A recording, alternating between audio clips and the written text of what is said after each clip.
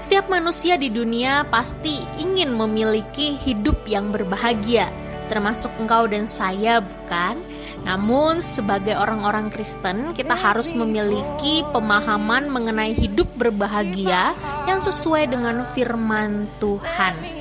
Di dalam Matius 5, dalam salah satu serial khotbah di bukit, Kristus menyampaikan hidup berbahagia adalah hidup yang seperti apa.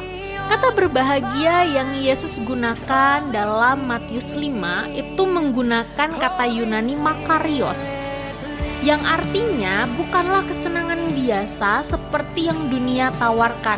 Bukan berbicara soal kenyamanan, bukan berbicara soal kekayaan, juga bukan berbicara soal hidup yang selalu penuh dengan canda tawa. Kata berbahagia dalam bagian ini memiliki kondisi diberkati Allah atau diperkenan oleh Allah. Artinya, Kristus berkata bahwa hidup yang berbahagia adalah hidup yang diberkati Allah atau diperkenan oleh Allah. Sebab di dalam hidup yang demikian mengandung pengharapan dan sukacita sejati yang melampaui keadaan. Atau sederhananya, apapun keadaan yang dialami itu tidak akan mempengaruhi kebahagiaan orang tersebut. Kebahagiaan yang Kristus tawarkan di sini tidak dapat dirampas oleh siapapun dan apapun di dalam dunia. Dan Kristus mengatakan orang yang berbahagia ini akan memiliki kerajaan sorga. Pertanyaannya, orang seperti apakah yang berbahagia dan akan memiliki kerajaan sorga? Dalam Matius 5 ayat 3, Kristus berkata, berbahagialah orang yang miskin di hadapan Allah, karena merekalah yang mempunyai kerajaan sorga. Jika dalam pandangan dunia secara umum orang miskin dipandang sebagai orang-orang yang tidak berbahagia, namun berbeda dengan Kristus. Bagi Kristus, orang yang miskin di hadapan Allah adalah orang yang akan berbahagia dan akan memiliki kerajaan surga. Kata miskin yang Yesus gunakan di sini memiliki arti kondisi tidak memiliki apa-apa lagi atau bangkrut. Namun perlu digarisbawahi, bukan tidak memiliki apa-apa secara materi, melainkan secara spiritual. Perkataan miskin di hadapan Allah merujuk kepada orang yang sadar betul bahwa dirinya tidak mempunyai apapun yang dapat diandalkan untuk menghadap hadirat Allah dan memperoleh perkenanan Allah. Jadi ketika Yesus berkata, berbahagialah orang yang miskin di hadapan Allah, itu berarti orang tersebut sadar bahwa dia adalah orang berdosa. Hal ini sangat familiar dengan salah satu kisah yang Yesus pernah sampaikan mengenai pemungut cukai dan juga orang Farisi ketika mereka berdua berdoa di hadapan Allah. Orang yang miskin di hadapan Allah akan selalu meminta belas kasihan dan pengampunan dari Allah setiap saat, karena dia sadar dia manusia berdosa. Bahkan untuk menjalani hidup setiap hari pun, orang yang miskin di hadapan Allah selalu sadar bahwa dia harus bergantung dan menempel di dalam Kristus dan tidak ada kemungkinan yang lain.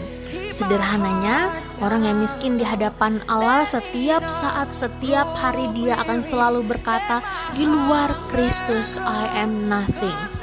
Tanpa Kristus aku bukanlah siapa-siapa dan apa-apa.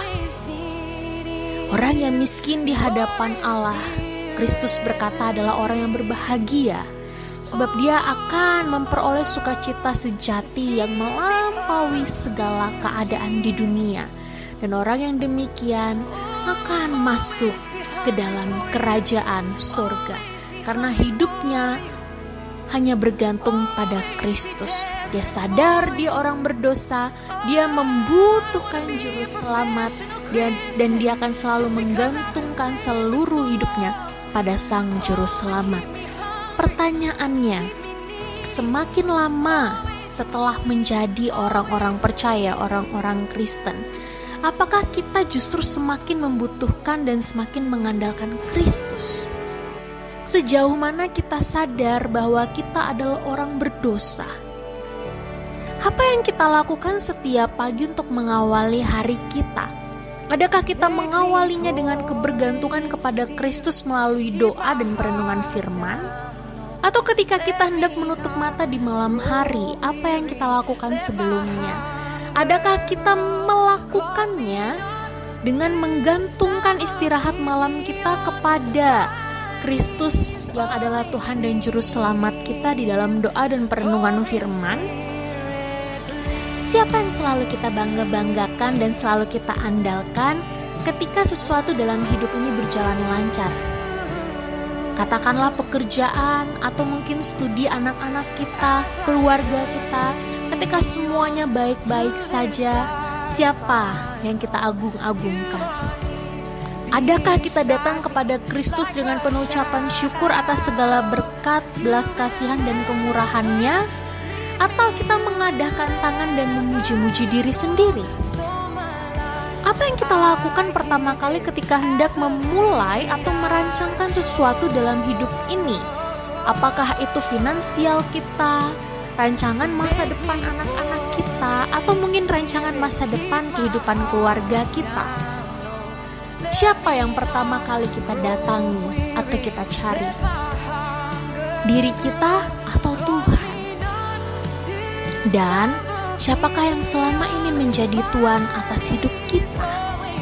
Diri kita yang sebenarnya tidak memiliki apa-apa ini, atau Kristus, sumber segala sesuatu di dalam hidup ini? Firman Tuhan mengatakan, berbahagialah orang yang miskin di hadapan Allah, karena merekalah yang empunya kerajaan sorga.